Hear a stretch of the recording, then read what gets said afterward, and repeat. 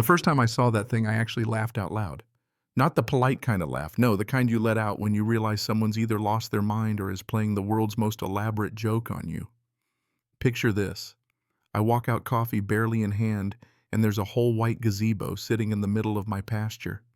Curtains flapping in the breeze, crystal chandeliers sparkling in the morning sun, pastel cushions arranged like a magazine photo shoot. And because fate loves irony, fairy lights powered by little solar panels twinkling at me as if to say, "Yeah, buddy, this is real." Now I know what you're thinking. Wedding planners gone wild, right? But nope. Smack dab in the center of this home decor fever dream sits Karen. Not a random Karen. This is the Karen.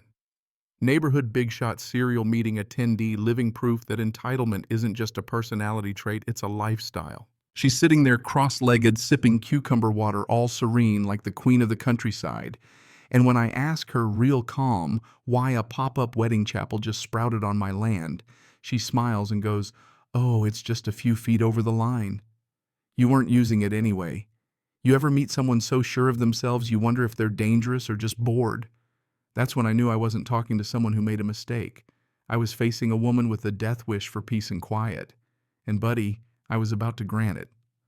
I try to live pretty simple, you know. Out here just outside the suburbs, it's mostly me, the chickens, and the odd neighbor with a loose dog. That morning started normal, coffee, feeding the hens, boots still half-laced. Then I look up and the gazebo's out there gleaming like some monument to pure audacity. And then the banner.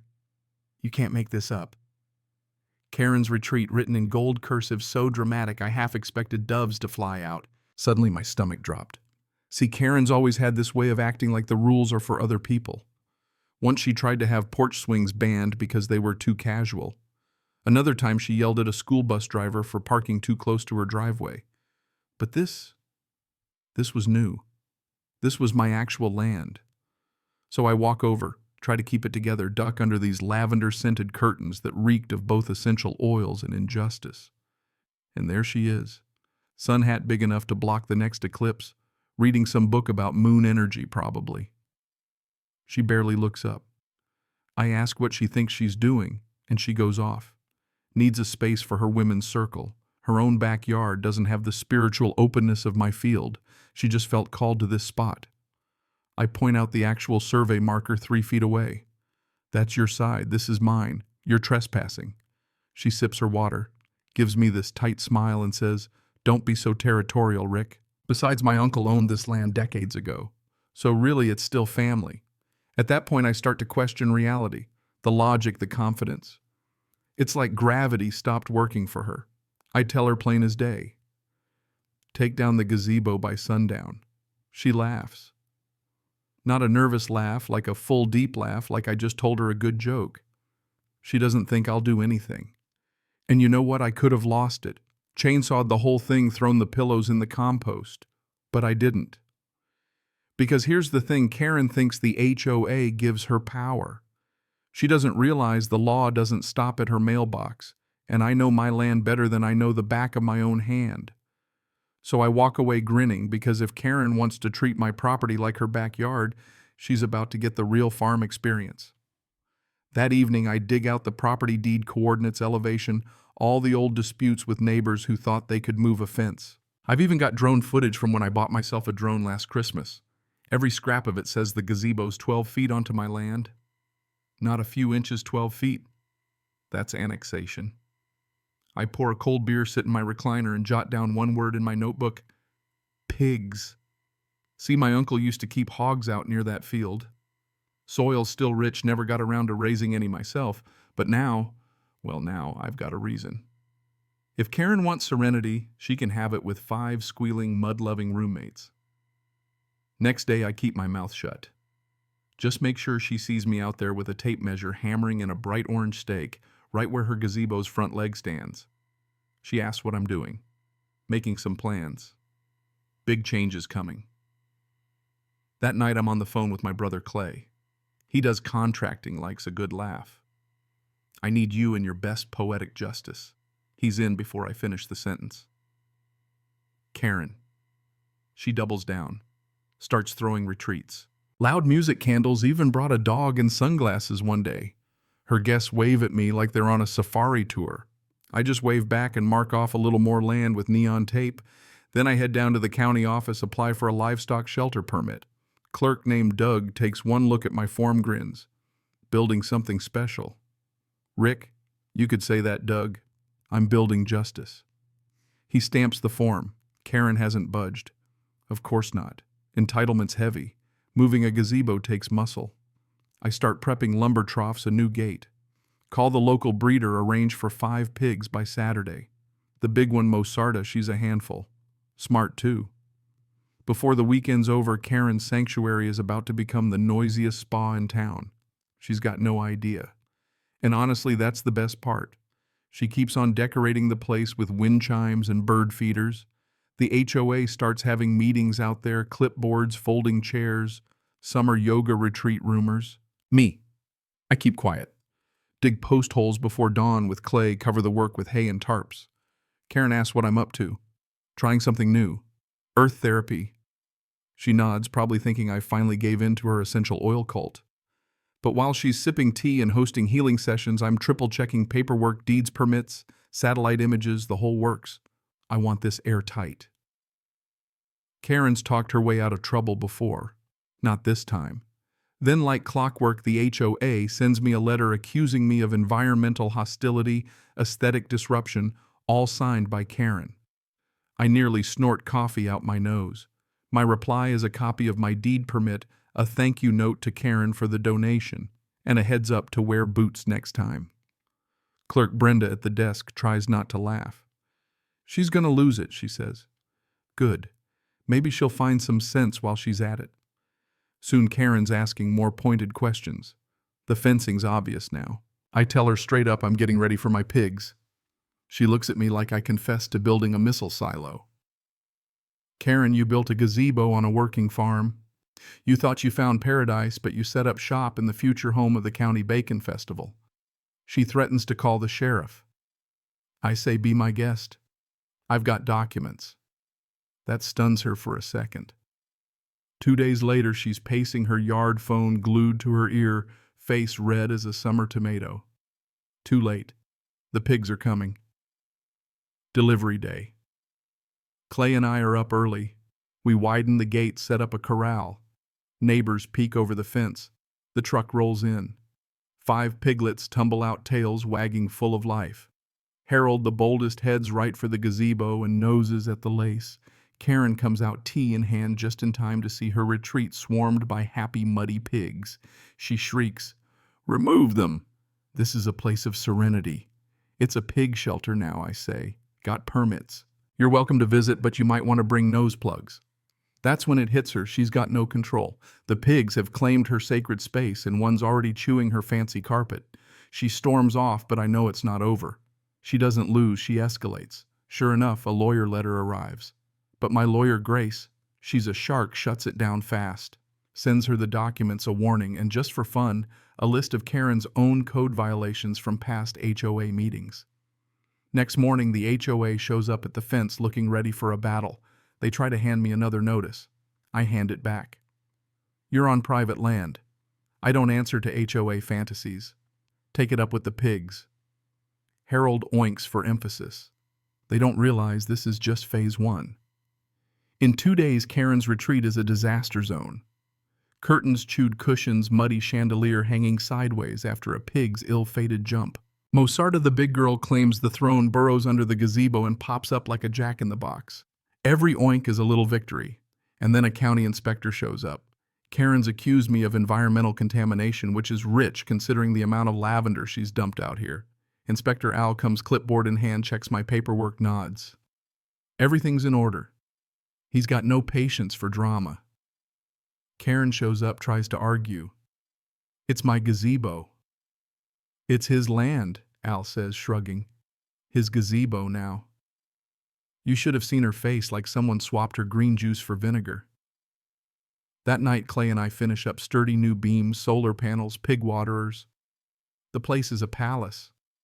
Karen stops bringing her friends. She's too embarrassed to explain why there are pigs instead of yoga mats. But then at dawn one morning, music, loud classical right from speakers pointed at my property. Karen's new plan drive us mad with Vivaldi and Wagner.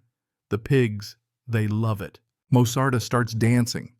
Soon the whole pen's grooving. Someone films it, posts it online. Within days, the dancing pig at Karen's Gazebo video is everywhere. I start getting donations. Animal lovers send treats and Mozarta's the star. Karen's harassment turned my pigs into internet celebrities. But Karen can't let it go. She corners me at the fence, says I'm exploiting her pain. I point out she built on my land, refused to leave, called the cops, and lost. She huffs, says I'm profiting from her aesthetics. I just nod at the pigs. They don't charge rent. Then the HOA makes its boldest move yet, a big red notice nailed to my fence. Cease and desist fines, public nuisance. I read it, laugh, and call the county again. Clerk rolls his eyes, prints another map. They set foot on your land again, call the sheriff. I put up a new sign, HOA Free Zone. Trespassers will be educated or hugged by pigs. Karen sees it. Within hours, another email. Now I'm accused of hostile signage. At this point, even my brother Clay can't keep a straight face. One Saturday, a whole troop of HOA members show up, lawn chairs, clipboards, even a banner. Karen stands in front, declares they're inspecting my operation. I cross my arms. You mean my pig shelter with full county permits on private land? They mumble about property values, nuisance articles. I point to the sign. You have no power here. Karen threatens to call the sheriff. I tell her to go ahead. Deputy Josh shows up, takes one look, and says, "This is civil, not criminal. Property lines confirmed. If you keep harassing him, you'll be trespassing." Karen gasps. She's not used to hearing no. "Josh, I'm taking the law's side. Go home." They pack up defeated. And something funny starts happening. Neighbors begin turning on Karen. Word gets around about her dragging the HOA into her vendetta, wasting time and money. Some even stop me in town to apologize, say they never signed off on any of this. An old couple brings me muffins with a note. "Thanks for defending your land and your pigs. Oakview isn't all bad." Meanwhile, the pigs live like kings. Kids come by on weekends to visit. Local news picks up the story, calls the place Karen's Pig Palace. Even the bakery makes Gazebo cookies with icing pigs on the roof. All I ever wanted was my land back, maybe a little peace. What I got was a front row seat to karma in action. Karen, meanwhile, disappears. SUV's gone, rumors fly she moved out. The HOA finally boots her off the board. Someone said she tried to call me a vengeful pig overlord at a meeting. Half the room laughed before they voted her out. We finish up final renovations. Add a shaded pen, paint the columns. Then an animal welfare group nominates the shelter for an award. The ceremony's simple: lemonade, cookies, folding chairs. The mayor shows up, drops off a donation. Mozarta struts around in a red ribbon. I give a speech just to thank you, a few jokes and a reminder. You don't need to fight fire with fire. Mud works just fine. Everyone laughs, claps, pigs squeal. And then, wouldn't you know it, Karen shows up, hair wild, sunglasses furious. She shouts, "You think this is funny? Making me a laughingstock? You humiliated me. You destroyed something beautiful." The crowd falls silent. I step down, walk toward her. "Karen, you built that gazebo on my land. You ignored every warning. You used your title to bully people. When I acted within the law, you tried to ruin me. But all you really did was help build something people love." She shakes her head. "Spitz, you'll regret this." I just gesture to the crowd, the kids, the pigs, the laughter. "Karen, this is the end. This isn't a war. It's a place for animals, for community. You turned it into a symbol of entitlement. I turned it into something good." She has nothing left to say. Walks off alone. That night, as Clay and I clean up, someone floats the idea of turning the place into a non-profit. It sounds crazy, but why not? The donations keep coming. A news station runs a segment called "From Entitlement to Enclosure: How One Man Built Justice on a Pig's Back." Yeah, it's ridiculous. But the coverage brings even more attention, and before the month is out, I've got a grant. The shelter's official now, a community learning center. Rumor is Karen tried to move to another town, rebrand herself, but it fell apart when someone found that old video of Mozarta chasing her through the mud. She's become a meme, a cautionary tale. Me, I just keep building. Veggie gardens for the kids, new shaded pens. I look at that gazebo, sometimes remember the day it landed like an invasion. But now, it's a monument to patience and honestly good timing. I never wanted revenge. I just wanted respect. Karen tried to take that the day she built her shrine without permission. In trying to win, she lost everything. I never had to shout, threaten, or act ugly. I just let the pigs do the talking, and they spoke loud and clear. These days, as the sun goes down and I watch Mosarda and her crew settle in, I find myself smiling. The land's quiet finally. Not the quiet of surrender, but the quiet of things set right. Karen built a gazebo on my land. I turned it into something better. And you know what? That's the sweetest victory there is. But let me ask you, where do you draw the line between standing up for yourself and letting it all slide? Have you ever had to fight for what's yours, even when it seemed pointless? I'd love to hear your story. Go ahead, share it. Maybe together we can figure out where justice ends and karma begins.